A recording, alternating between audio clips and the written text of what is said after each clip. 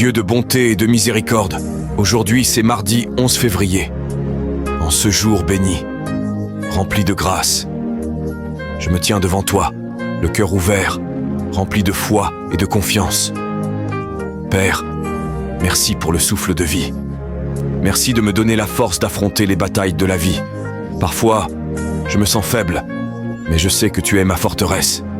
Aujourd'hui, s'il te plaît, Père, donne-moi le courage de surmonter l'impossible, la sagesse pour prendre les bonnes décisions et la paix pour me reposer dans tes plans. Seigneur, je sais que rien n'est plus grand que ton pouvoir, et je crois qu'avec ton aide, je triompherai de toute tempête. Invoque-moi, et je te répondrai. Je te révélerai des choses grandes et cachées que tu ne connais pas. Jérémie chapitre 33, verset 3. Si tu es arrivé jusqu'ici, écris. J'ai confiance en ton pouvoir, Seigneur. En déclarant cela, tu affirmes que rien ne peut affaiblir ta foi et que la victoire est déjà entre tes mains. Partage cette prière avec quelqu'un qui a besoin de force aujourd'hui. Au nom de Jésus, je prie. Amen. Lecture du livre de la Genèse. Quand il créa le ciel et la terre, Dieu dit encore : que les eaux foisonnent d'une profusion d'êtres vivants, et que les oiseaux volent au-dessus de la terre, sous le firmament du ciel. Dieu créa selon leur espèce les grands monstres marins, tous les êtres vivants qui vont et viennent, et foisonnent dans les eaux, et aussi, selon leur espèce, tous les oiseaux qui volent. Et Dieu vit que cela était bon. Dieu les bénit par ses paroles. Soyez féconds et multipliez-vous. Remplissez les mers, que les oiseaux se multiplient sur la terre. Il y eut un soir, il y eut un matin, 5e jour. Et Dieu dit : que la terre produise des êtres vivants selon leur espèce, bestiaux, bestioles et bêtes sauvages selon leur espèce. Et ce fut ainsi. Dieu fit les bêtes sauvages selon leur espèce, les bestiaux selon leur espèce, et toutes les bestioles de la terre selon leur espèce. Et Dieu vit que cela était bon. Dieu dit : faisons l'homme à notre image, selon notre ressemblance. Qu'il soit le maître des poissons de la mer, des oiseaux du ciel, des bestiaux, de toutes les bêtes sauvages, et de toutes les bestioles qui vont et viennent sur la terre. Dieu créa l'homme à son image. À l'image de Dieu il le créa. Il les créa hommes et femmes. Dieu les bénit et leur dit : soyez féconds et multipliez-vous. Remplissez la terre et soumettez-la. Soyez les maîtres des poissons de la mer, des oiseaux du ciel, et de tous les animaux qui vont et viennent sur la terre. Dieu dit encore : je vous donne toute plante qui porte sa semence sur toute la surface de la terre, et tout arbre dont le fruit porte sa semence. Telle sera votre nourriture. À tous les animaux de la terre, à tous les oiseaux du ciel, à tout ce qui va et vient sur la terre et qui a souffle de vie, je donne comme nourriture toute herbe verte.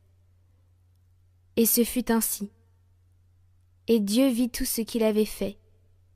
Et voici, cela était très bon. Il y eut un soir, il y eut un matin, 6e jour. Ainsi furent achevés le ciel et la terre, et tout leur déploiement. Le 7e jour, Dieu avait achevé l'œuvre qu'il avait faite.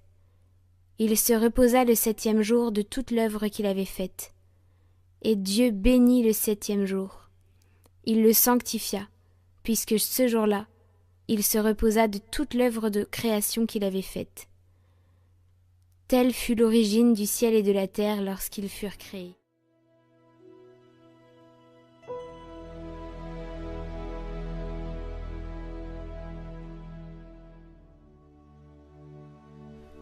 Ô Seigneur, notre Dieu, qu'il est grand ton nom par toute la terre. À voir ton ciel, ouvrage de tes doigts, la lune et les étoiles que tu fixas. Qu'est-ce que l'homme pour que tu penses à lui? le fils d'un homme que tu en prennes souci. Tu l'as voulu un peu moindre qu'un Dieu, le couronnant de gloire et d'honneur. Tu l'établis sur les œuvres de tes mains, tu mets toutes choses à ses pieds. Les troupeaux de bœufs et de brebis, et même les bêtes sauvages, les oiseaux du ciel et les poissons de la mer, tout ce qui va son chemin dans les eaux. Ô Seigneur notre Dieu, qu'il est grand ton nom par toute la terre.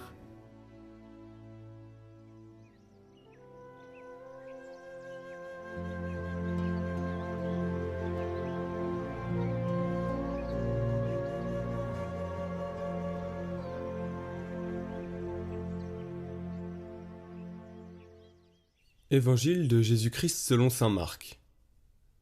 En ce temps-là, les pharisiens et quelques scribes, venus de Jérusalem, se réunissent auprès de Jésus et voient quelques-uns de ses disciples prendre leur repas avec des mains impures, c'est-à-dire non lavées. Les pharisiens, en effet, comme tous les juifs, se lavent toujours soigneusement les mains avant de manger, par attachement à la tradition des anciens. Et au retour du marché, ils ne mangent pas avant de s'être aspergés d'eau, et ils sont attachés encore par tradition à beaucoup de pratiques, lavage de coupes, de carafes et de plats. Alors, les pharisiens et les scribes demandèrent à Jésus : « Pourquoi tes disciples ne suivent-ils pas la tradition des anciens ? Ils prennent leur repas avec des mains impures. » Jésus leur répondit : « Isaïe a bien prophétisé à votre sujet, hypocrite, ainsi qu'il est écrit : Ce peuple m'honore des lèvres, mais son cœur est loin de moi. C'est en vain qu'ils me rendent un culte. Les doctrines qu'ils enseignent ne sont que des préceptes humains. Vous aussi, vous laissez de côté le commandement de Dieu pour vous attacher à la tradition des hommes. » Il leur disait encore : « Vous rejetez bel et bien le commandement de Dieu pour établir votre tradition. En effet, Moïse a dit : Honore ton père et ta mère. Et encore : Celui qui maudit son père ou sa mère sera mis à mort. Mais vous, vous dites : Supposons qu'un homme déclare à son père ou à sa mère : Les ressources qui m'auraient permis de t'aider sont corban, c'est-à-dire dons réservés à Dieu. Alors, vous ne l'autorisez plus à faire quoi que ce soit pour son père ou sa mère. Vous annulez ainsi la parole de Dieu par la tradition que vous transmettez, et vous faites beaucoup de choses du même genre.